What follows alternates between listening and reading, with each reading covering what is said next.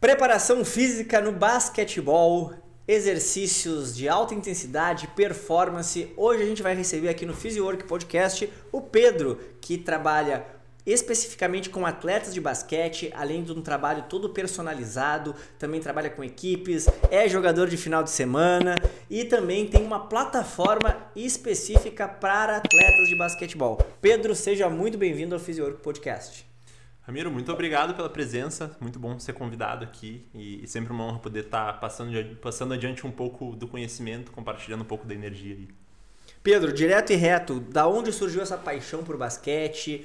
Como que veio esse interesse em trabalhar a preparação física do basquete, a parte mais personalizada de cada atleta? Como é que surgiu essa ideia e de onde veio esse amor pelo basquete? Cara, o basquete ele entrou na minha vida, acho que todo mundo tem alguma história com basquete, né? Até tenho curiosidade de saber a tua, inclusive. O basquete entrou na minha vida quando eu estava numa fase de vários problemas pessoais, familiares. Eu era mais novo, eu tinha 13, 14 anos. E um momento assim bem obscuro na minha vida.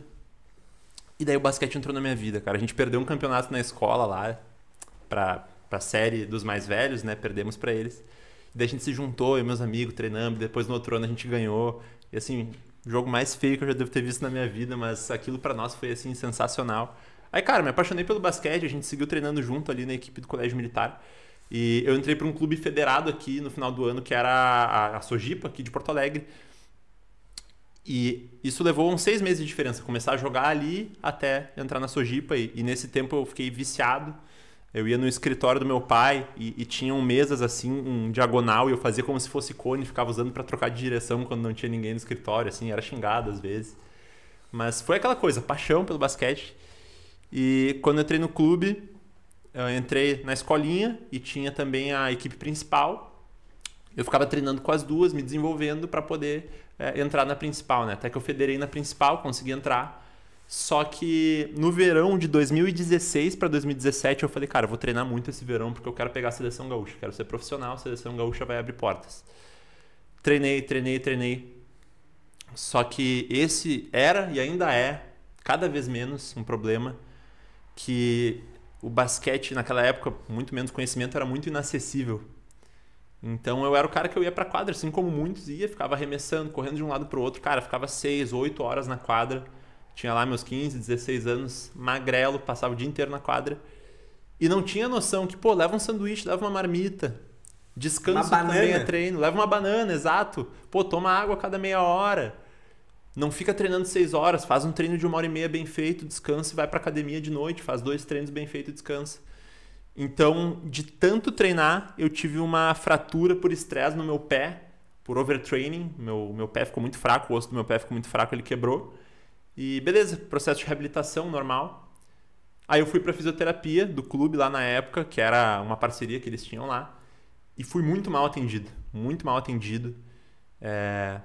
Não me explicavam por que eu tinha que fazer as coisas. Eu sempre fui interessado e eu perguntava as coisas e os fisioterapeutas assim, eram meio grossos comigo porque eu era mais novo até, né? Então não tinha muita moral por essa questão da idade. E daí eu voltei... Isso é uma questão de educação, né? Não é nenhuma questão de idade, enfim... Não justifica, né? Mas tem pessoas que são assim, né? E daí voltei a jogar, cara, voltei a jogar bem. Comecei a conquistar meu espaço na equipe principal federado. E daí, um mês depois...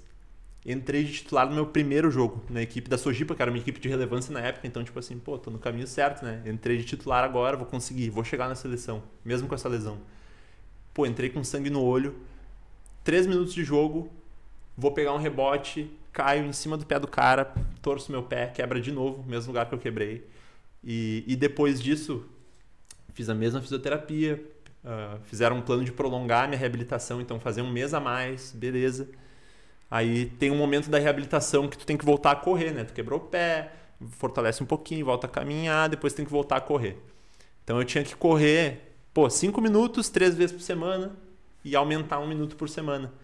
Só que como eu não fui acompanhado individualmente ou pelo menos conscientizado da forma correta, não me foi comunicado o que eu tinha que fazer. Pô, tu imagina um guri de 16 anos que tá há 3 meses sem correr. Eu saía correndo que nem um louco. Exato. E depois, quando eu fui com um fisioterapeuta que me atendeu individualmente, eu vi, isso aqui, ele me explicou, tu tem que voltar correndo no passinho da saúde, tem que parecer um velhinho correndo. e daí tu vai aumentando aos poucos. E daí eu consegui voltei ao esporte, mas eu fiquei com essa coisa assim, pô, cara, é diferente quando alguém te explica do jeito certo. O simples ato de explicar que eu sentia falta na Sojipa, lá na época do treinamento do basquete, eu gastava muito tempo e não sentia que eu evoluía. Tinha gente que treinava menos que eu, jogava melhor. Eu, cara, o que tá acontecendo? E beleza, isso foi ficando guardado, né? Essas coisas foram se somando. Eu ainda não tinha tomado decisão de qual profissão ia seguir. Aí eu tava quase indo para engenharia por pressão familiar, né? Que hoje o mercado abriu, mas na época ainda tinha muito a crença de que a educação física não dá dinheiro, tu não vai conseguir viver uma vida abundante com a educação física. Até que eu conheci o Wagner, né? Que é o preparador. Ele saiu da seleção brasileira de judô, mas foi preparador por muitos anos, várias medalhas olímpicas. Eu fui atleta dele, treinei com ele a preparação física, no caso, voltado pro basquete. E ali eu vi, pô, mas esse cara é diferente. Eu acho que eu consigo ser que nem ele, acho que eu consigo pegar algo daqui e ser feliz trabalhando com basquete. Então, beleza, fui nessa área, fui lá, trabalhei com ele. E foi basicamente esse o caminho. Hoje em dia o meu objetivo é levar conhecimento para os atletas, tentar conciliar uma linguagem técnica para que seja assertivo o entendimento que eles vão ter sobre o esporte, mas ao mesmo tempo uma linguagem mais popular, uma linguagem um pouco mais leiga, para que seja fácil de assimilar. É sempre um desafio, né? Porque a gente também não quer ser pouco técnico, mas também não quer ser muito leigo e equilibrar isso. Mas o objetivo é esse, cara. Hoje é levar conhecimento para os atletas, acessibilizar de forma simples, porque é tão simples quanto isso. É tu entender que se tu aquecer antes do treino, fizer um aquecimento completo ali com exercícios de força e de potência, que não vão acumular fadiga, mas que vão ativar o teu corpo, tu vai prevenir lesão, tu vai chegar em quadra mais potente, mais estável, tu vai ter vantagem sobre teus adversários. Enfim, são pequenos conceitos que eu tento trazer eles, repetir eles, dando vários exemplos, e daí quem tem um pouco mais de interesse e quer ser acompanhado por mim, fazer algum trabalho comigo, tem as plataformas que a gente faz um aprofundamento maior nesse tipo de conhecimento e também nos trabalhos com o atleta, né? O cara tem um atleta que ele quer ver algo na internet, ele quer fazer, tem um atleta que quer, de fato, alguém do lado dele. Então, hoje esse é o meu trabalho, atendimento individualizado para os atletas, e a gente também tem estruturas para o cara que quer fazer algo por ele, mas que quer ter uma direção. Sensacional. Hoje a gente vê que o trabalho de força no Brasil, hoje ele é indispensável, não importa o esporte. Não importa, hoje eu vou te falar até a idade. Talvez tu não seja dessa época, eu sou de uma época em que musculação atrofiava e a pessoa não crescia. Que musculação deixava a pessoa lenta. Então tudo isso foi da minha época que eu era atleta. Então hoje se sabe que nós precisamos treinar força, que a gente precisa colocar movimentos bases, LPO, powerlifting, isso tem que estar dentro do treinamento esportivo. Como é que tu hoje vê essa parte do treinamento de força de maneira geral dentro do esporte, no caso do basquete, e como organizar o treinamento de força dentro de um macro ciclo de treinamento, incluindo um período de base de preparação, tu chega a fazer isso, faz um off-season, faz uma pré-temporada, como é que tu organiza principalmente esse início de trabalho com os treinos de quadra, como que tu faz esse planejamento, essa programação? Tá, vamos lá. Bom, primeira coisa que eu penso é que é obrigatório. A pessoa que não faz, ela tá perdendo, independente de quem seja. É óbvio, casos e casos, né? Muito difícil generalizar algumas coisas, mas a maioria das pessoas, se tivesse meia hora por dia que a pessoa se dedicasse para fazer alguma força que fosse com o peso do corpo dela, isso até transcende o esporte, né? Essas pessoas estariam tendo benefícios. Dentro do esporte nem se fala, porque tem gente que acha que é perda de tempo tu fazer exercício de força, porque a pessoa ainda não sabe a perda de tempo que é tu ter uma lesão, tu ter que fazer uma cirurgia, tu ter que andar de muleta por 2, 3 meses. Então, como é que organiza tudo isso, né? Essa é uma questão muito complicada, porque depende muito de pessoa para pessoa, mas eu gosto de seguir alguns conceitos.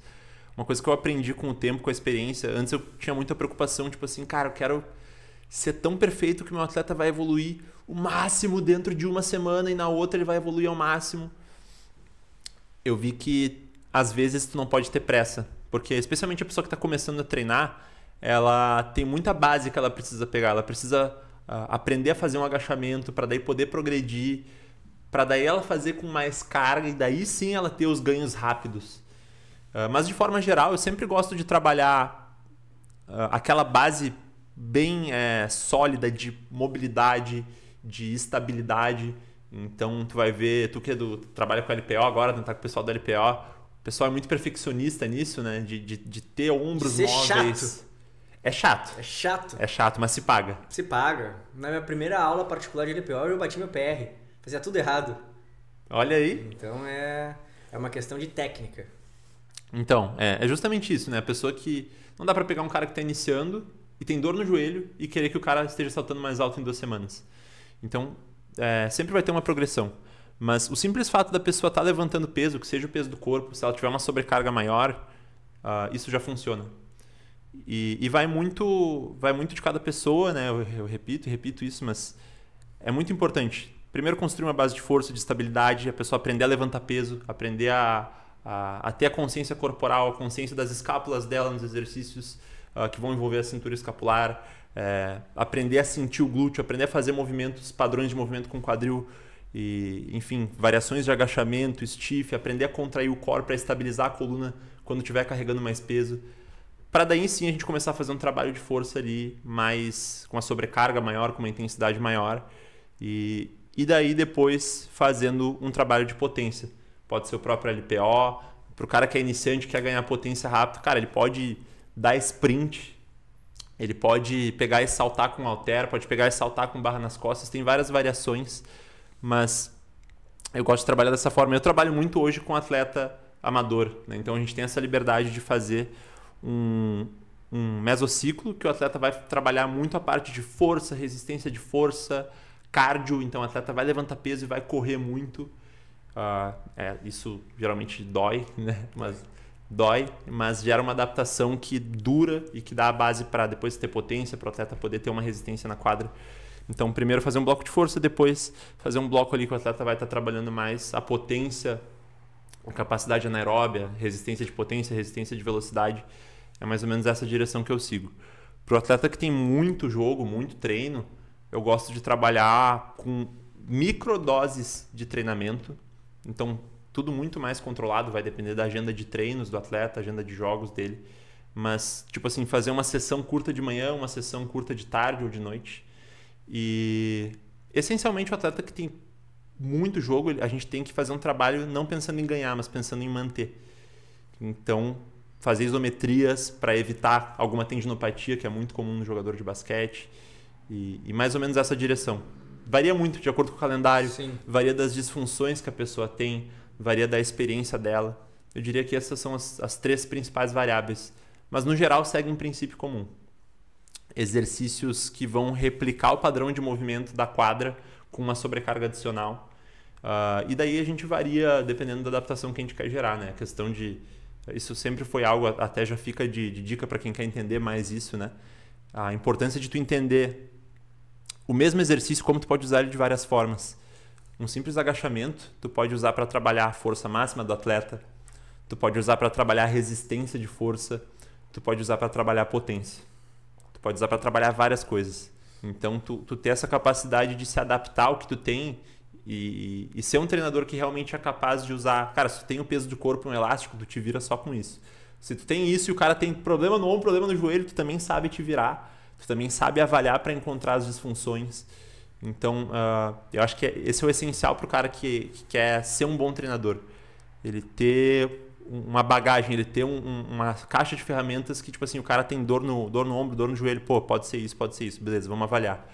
Porque eu acho que isso diferencia até o fisioterapeuta e o preparador físico, que ele chega num ponto que ele consegue entender a complexidade que envolve qualquer contexto que ele esteja envolvido, mas, por exemplo, de uma lesão, né? Pô, o cara tem dor no ombro, beleza, pode ser essa disfunção, essa aqui, pode ser fraqueza de manguito, pode ser de cinesia escapular, pode ser encurtamento de grande dorsal, encurtamento de peitoral. Cada um dessas disfunções tem uma avaliação. Se a avaliação for positiva, tu pode usar tal exercício. Essa organização mental, eu acho que é algo bem importante também para poder se orientar no meio de tudo isso, né? Porque é muita variabilidade de casos que a gente pega. Sim. Hoje com certeza tu observa muitos atletas de alta performance. Vou dar exemplos brasileiros. Dentro do que tu observa no cenário nacional, tu vê que falta muito ainda da preparação física, eu acho que a gente tem 2 mundos muito diferentes, o masculino e o feminino. O que tu consegue observar vendo os atletas na quadra, eu vejo direto os atletas na quadra e eu te digo que 10% dos atletas, nem isso, tem um percentual melhor que o meu de gordura. Isso que eu não sou atleta de nada. Sou metido a crossfiteiro. Só que, na verdade, eu posso citar ali 10 jogadores que eu considero que são jogadores que são fortes. O resto, pra mim, parece tudo gordo, tudo sem músculo. O que é isso? É biotipo ruim? É falta de treino? O que tu pode considerar nesse ponto? Cara, eu acho que essa questão ela é um tanto quanto complexa, por mais que ela pareça ser simples, né? Pra muitos é tipo assim, pô, o cara é gordinho, então ele não é atlético. Tem atletas, tu pode ver o próprio Jokic. O Nikola Jokic, a gente estava falando esses dias com o preparador dele lá no Denver, né? O Felipe Eichenberger. E se tem muito essa concepção que o cara que é atlético é o cara que é seco e corre rápido e pula muito alto, o que não deixa de ser. Mas tem atletas que justamente a especialidade dele vai ser a capacidade dele de produzir força. Então, às vezes, é benéfico o cara ele ter um pouquinho mais de gordura, um pouquinho mais de massa, que a especialidade dele já não é velocidade. Ele não vai ser muito mais rápido por deixar de ter esse percentual de gordura, mas ele consegue ganhar um peso a mais que vai ajudar ele na especialidade dele, né? Então, existem esses casos. Agora, no Brasil, o que eu vejo, inclusive... É que assim, só fazendo um adendo. O que eu vejo na NBA?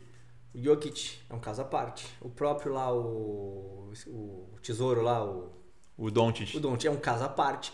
O que é o padrão? O padrão é o cara forte, o cara com fibra muscular desenhada, o cara explosivo. Isso é o padrão. Eles são fora do padrão. Então, no Brasil é o contrário. A maioria é assim. Sim. E são quantos que realmente são atletas de alto nível ali? 3, 4 que são assim. O problema é esse.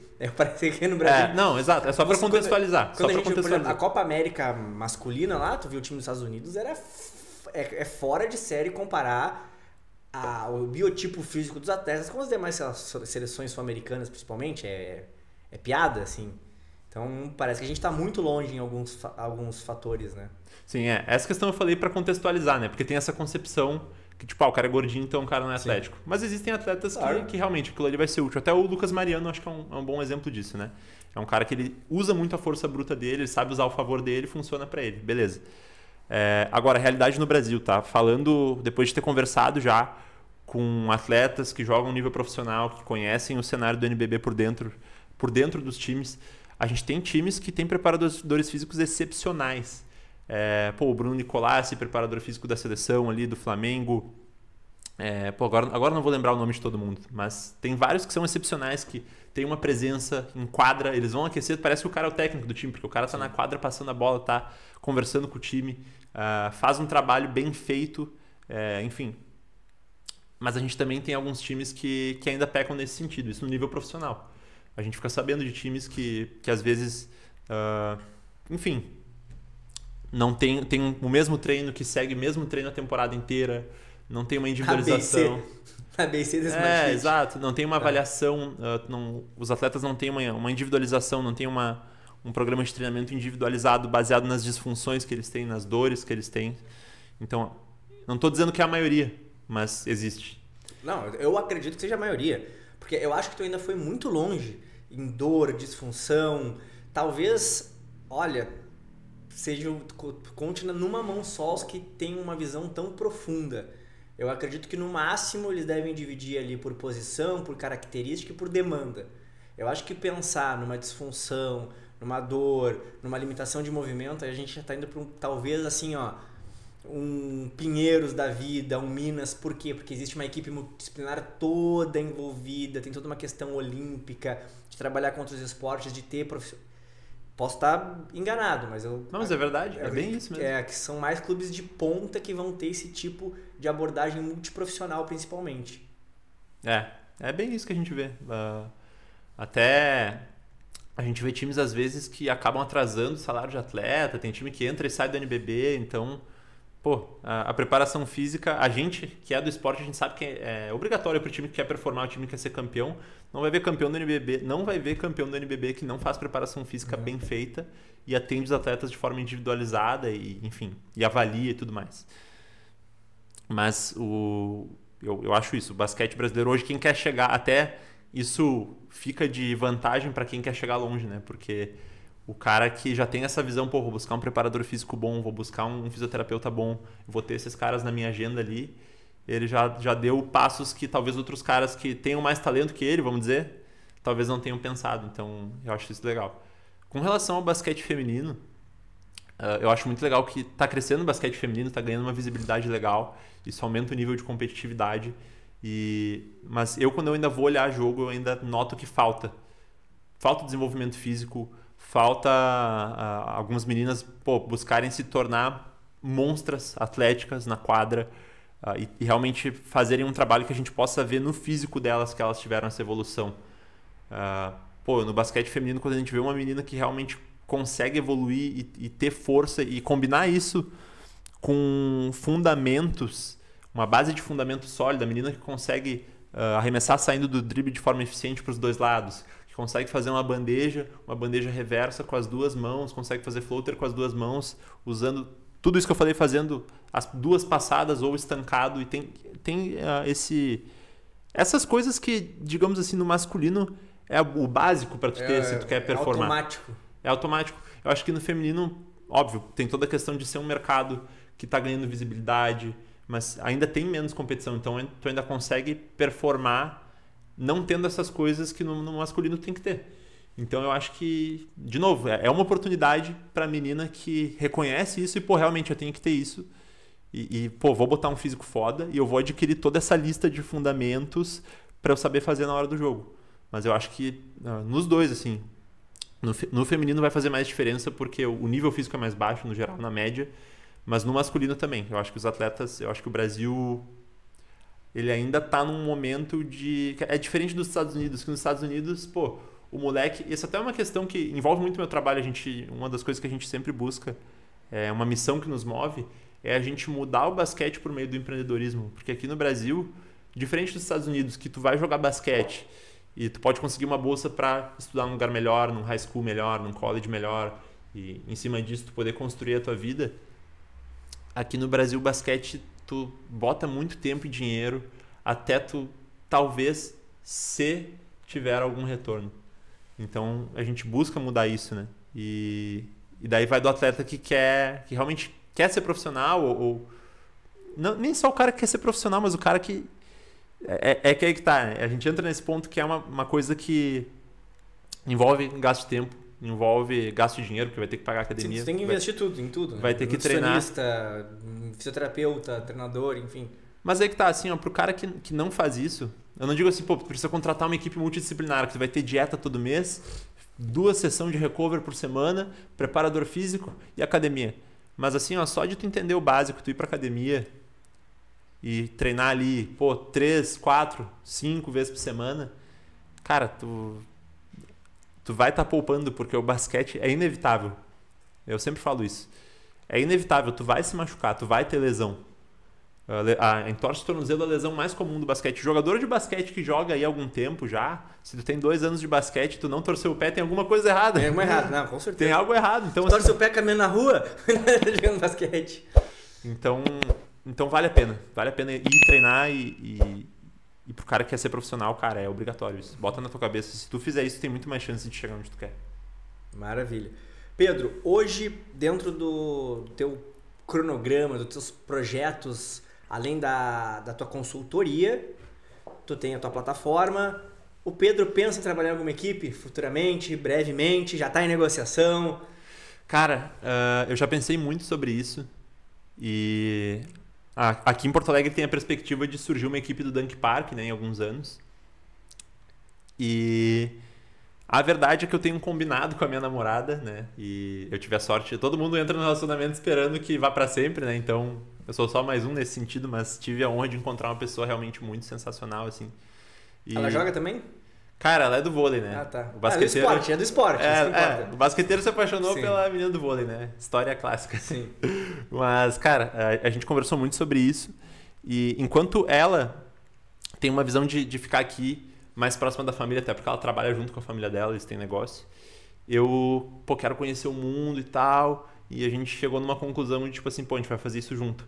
Só que eu escolhi não ir para nenhum time profissional pelo fato de que isso envolveria estar sempre viajando, sabe? E pra muitos faz sentido, mas pra mim eu falei, cara, eu prefiro focar na minha família. E eu acho que é assim, cara, por mais que existam pessoas muito boas que vão assumir os postos aí nos times, eu acho que tem pessoas boas para assumir os postos nos times bons. Os times ruins que não tem pessoas boas é porque não querem, porque existem pessoas boas no mercado, se tu procurar tu acha. Então eu acho que eu consigo contribuir muito mais pro basquete, ao invés de estar num time profissional ali, focado na minha equipe, focado no que está acontecendo dentro daquele grupo. Eu acho que o meu impacto no basquete ele é maior se eu focar nesses projetos maiores. Sim. Sabe? E unindo forças com essas pessoas, porque a gente tem que se unir, isso eu acredito. Com certeza. O basquete, essa situação do basquete ser um gasto no Brasil, cara, isso é algo que, se a gente quer mudar, a gente tem que... isso que faz aqui no IBB, cara, sensacional. A gente unir forças para agregar valor de forma acessível, mas que justamente, cara, tem muita gente que ama basquete, então quando tu entrega algo que é acessível e é muito bom, as pessoas vão querer. E daí tu consegue viver do basquete, que antes tu não conseguia. Não conseguia.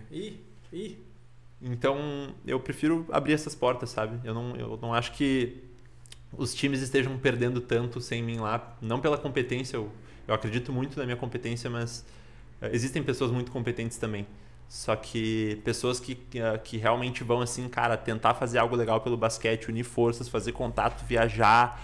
E eu acho que muita gente quer, mas é algo que, estando dentro da jornada, tu tá também, tu sabe que é algo que envolve... muita vontade, envolve às vezes tu falhar, envolve decepção, envolve criatividade, envolve uma combinação de coisas que é uma loucura, cara, mas eu adoro viver isso. E muita resiliência. Muita resiliência, cara. Porque às vezes dá errado, daí tu vai de novo, vai dar errado de novo, mas tu ficou um pouquinho melhor. Aí tu tenta de novo, não dá, mas tu ficou um pouquinho melhor, até que uma hora a coisa começa a fluir e é isso aí. E onde tu buscou tuas formações para trabalhar com o basquete? Pô, tu é um cara muito novo, tem 23 anos e já tem aí um repertório incrível. Onde tu buscou te especializar para trabalhar com atletas? Isso veio só da faculdade? Foi fazer curso fora? Foi muito troca de experiência com outros profissionais, congressos, cursos? De onde veio toda essa experiência, todo esse conhecimento que tu adquiriu?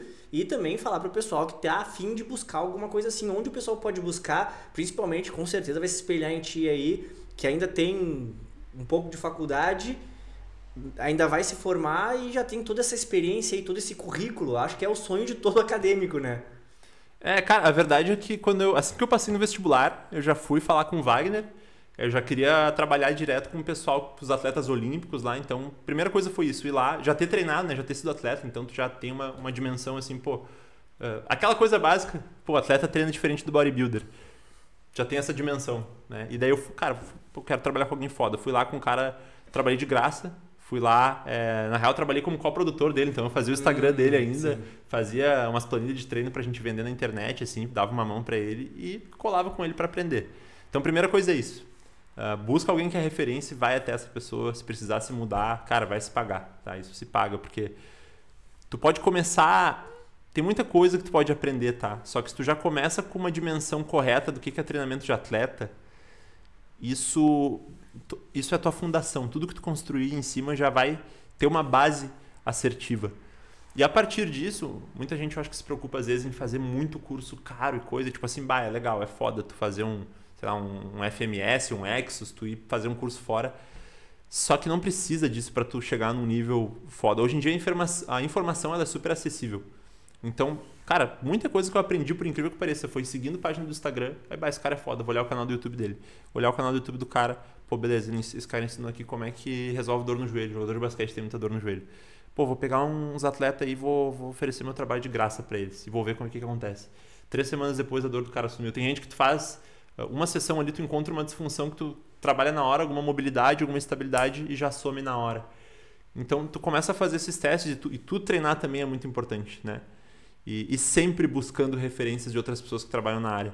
Porque daqui a pouco vai ter uma coisa que tu acredita e daí tu fala com uma pessoa que, mas se tu fizesse isso aqui seria diferente.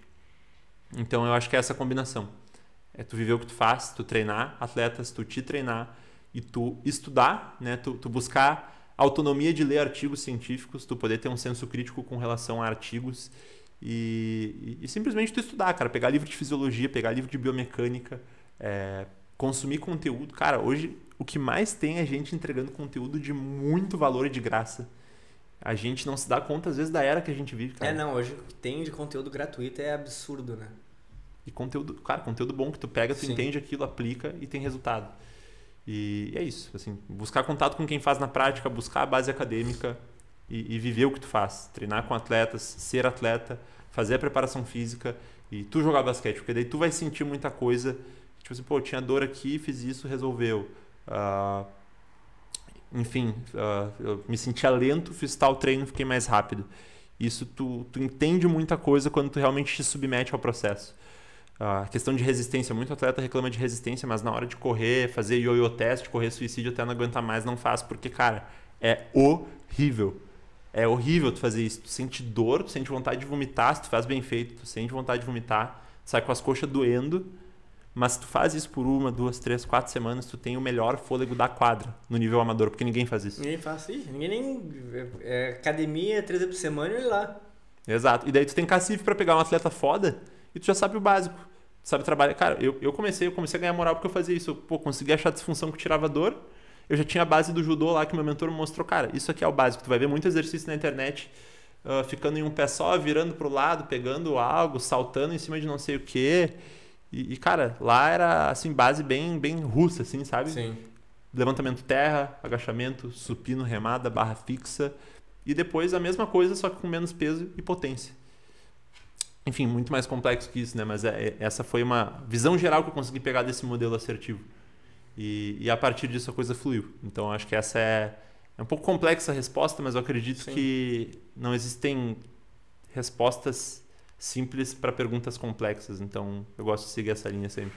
Maravilha. E explica um pouco da plataforma, Pedro. Como é que funciona? O pessoal que quer conhecer, quer se inscrever, quer ser teu aluno, como é que funciona a questão da plataforma, quais programas vocês oferecem, quem é o público, atleta de vôlei pode participar da plataforma, atleta de handball.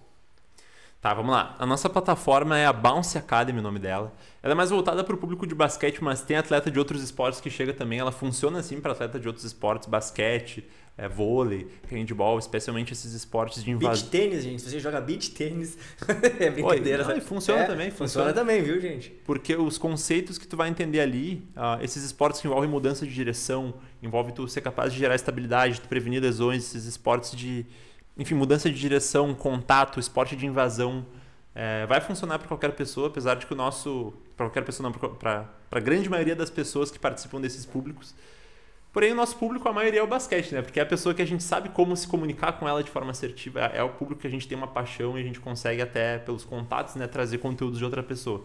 A plataforma é a Bounce Academy. Dentro dessa plataforma, a gente tem alguns programas de treinamento, a gente está construindo cada vez mais. O objetivo é em questão aí de 1, 2 meses a gente ter programas de treinamento para basicamente quase qualquer contexto que o atleta possa estar envolvido no sentido de melhoria específica que ele quer ter na performance. O atleta que quer ter uma explosão melhor, uma capacidade de mudar de direção, acelerar e desacelerar melhor, é diferente do atleta que quer aumentar o salto vertical dele, que é diferente do cara que quer ter hipertrofia, que é diferente do cara que quer aumentar a resistência dele. Então, a ideia é a gente ter programas de treinamento para vários contextos. Tendinite, tem muito atleta com tendinite patelar e Aquiles, dor no ombro. Então, a ideia é não apenas entregar programas de treinamento, mas também o conhecimento para a pessoa entender por que ela está passando por aquilo e qual é a progressão que ela tem que passar. Inclusive com algumas avaliações. A ideia a plataforma é justamente tanto para atletas quanto para treinadores. Então, a pessoa ela pode se capacitar ali, justamente nesse escopo do que a gente estava falando antes, de entender que se tu tem alguma dor ou tu tem algum dano estrutural, que enfim, talvez precise de cirurgia ou enfim, ou tu tem alguma disfunção que se tu tem aquela disfunção, tu pode ter, enfim, algumas disfunções que ocasionam naquele sintoma. Cada disfunção tem a sua maneira pontual de proceder, várias possibilidades que tem. Então a ideia é ser uma plataforma completa para preparação física, reabilitação, nutrição, para a pessoa entender todos os conceitos que ela tem que seguir na alimentação dela, mas não necessariamente com uma dieta individualizada dentro da plataforma. Mas com um contexto geral da importância dos alimentos, da hidratação, da alimentação seria... Exato, uma organização assertiva. Perfeito. Até porque... Não pode comer Mac todos os dias. Não dá, E eu já pensei em tudo isso, assim, de, vou botar, sei lá, inteligência artificial e... Só que eu falei com a minha Nutri, que ela é uma grande conselheira para mim, inclusive, né? Ela falou, cara, se tu bota uma inteligência artificial ali e ela calcula errado algum macro, ou ela entende a foto de alguém com um percentual de gordura que não é, tu pode não só não dar resultado para essa pessoa, como tu pode também inverter o resultado, ferrar a saúde dela, né? Então, vamos tirar o pé do acelerador nisso, vamos entregar conhecimento, né? Melhor.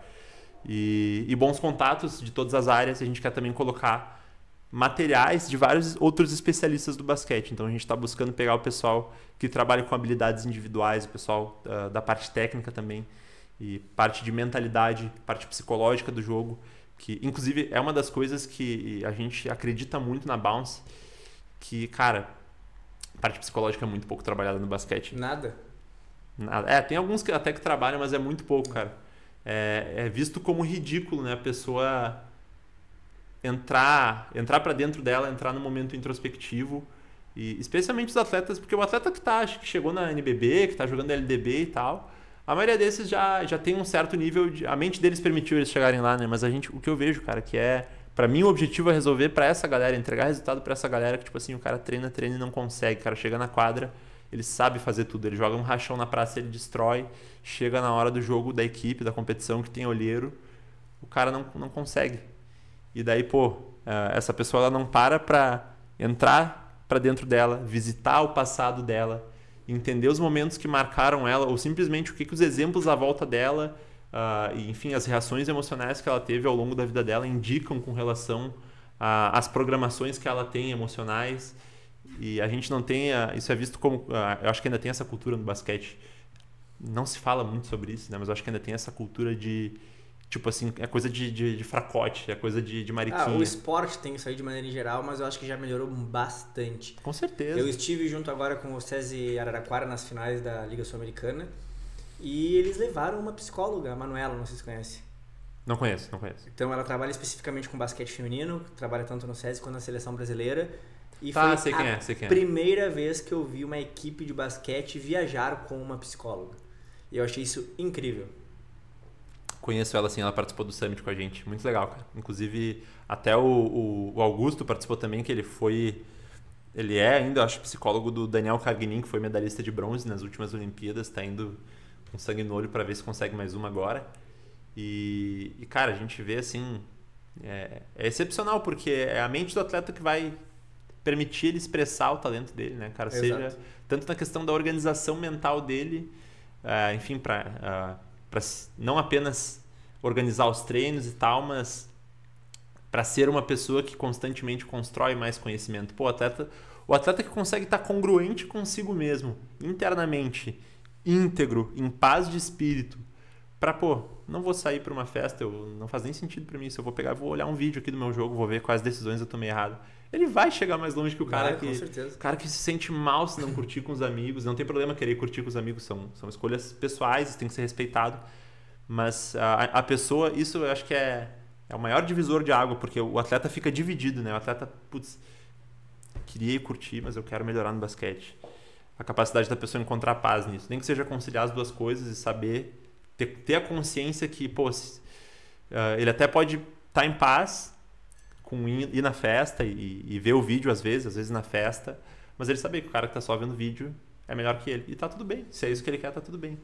Eu acho que é essa linha, assim, que o atleta... Cara, quando os atletas que conseguem trabalhar isso de forma assertiva... Sobe esse nível, né? É um nível que tem que subir, é uma maturidade.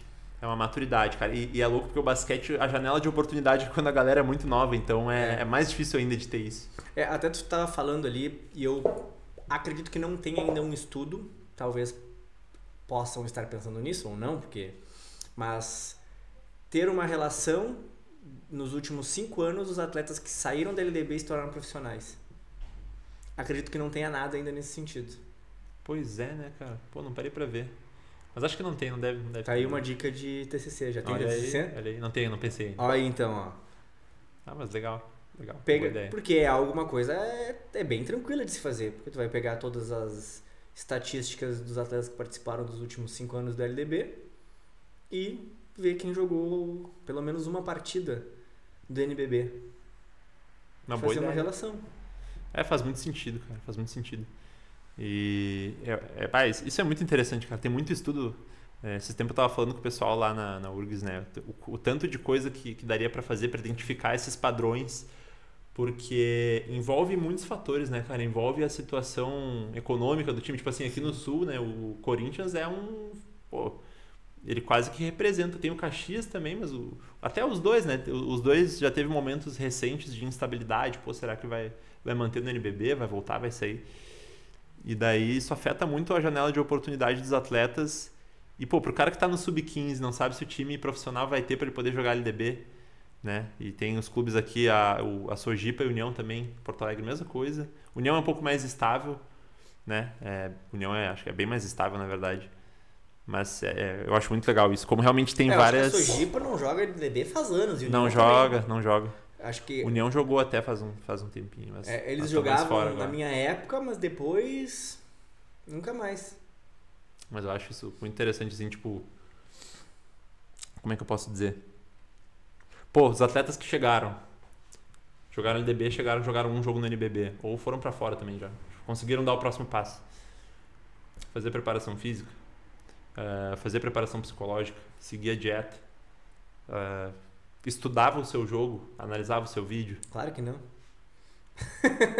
Os que saíram do LBB e foram pro NBB, tu acha que não? Acho que não. Eu duvido que esse jogador olhe em vídeo. Mas duvido. Olha... Eu acho difícil também, mas eu acho que menos de 1%, talvez. O ponto é justamente esse. Tipo assim, o que diferencia eles dos que não chegaram? Sim. Dos que nem conseguiram chegar no NBB. Porque tem um cara que sai, entra, Sim. Fica um ano e sai. Claro. Vários, né, que saem no meio do caminho. Mas isso eu acho muito legal, cara. Acho muito interessante. Show de bola. Interessante. Pedro, um prazer te receber aqui. Espero que a gente tenha outras oportunidades com outros profissionais, fazer uma mesa redonda, chamar o Vaguinho aqui para participar com a gente. Aí, com certeza. Fazer alguma coisa mais nesse sentido. Te agradecer, hora de mandar um recado aí pra galera, deixar os teus contatos, quem quiser falar contigo, a câmera é sua. Obrigado. Pessoal, obrigado por estarem aqui, vendo esse podcast, é realmente uma honra poder estar aqui entregando um pouco da minha história, entregando um pouco do que eu aprendi, do que eu acredito, eu espero que te ajude, sinceramente. E o meu Instagram é pverlang_, é PW, se tu bota PW no Insta geralmente já aparece. E... basta me seguir lá, manda uma mensagem pra gente trocar uma ideia se tiver interesse em conhecer minha plataforma, conhecer meu acompanhamento, ou simplesmente trocar uma ideia. Eu acho muito legal a gente estar construindo essas pontes, até porque eu acredito que se tu tá aqui ouvindo o podcast da PhysioWork, tu provavelmente é uma pessoa diferenciada, tu é uma pessoa que busca evoluir. É uma característica que eu identifico, um padrão que eu identifico em quem faz o que tu tá fazendo agora. Então, parabéns. Seria uma honra me conectar contigo e que a gente possa construir algo legal todo mundo junto aqui nessa frequência de construção. Obrigado, valeu pela oportunidade. Valeu, Pedrão. Não esqueça de se inscrever no canal, deixe o seu comentário aqui embaixo se gostou, se não gostou, qualquer dúvida sobre preparação física no basquete, sobre formação, sobre basquete, enfim, o que você achar necessário, coloca aqui nos comentários, clica no sininho para sempre receber as nossas notificações e em breve a gente está de volta. Valeu!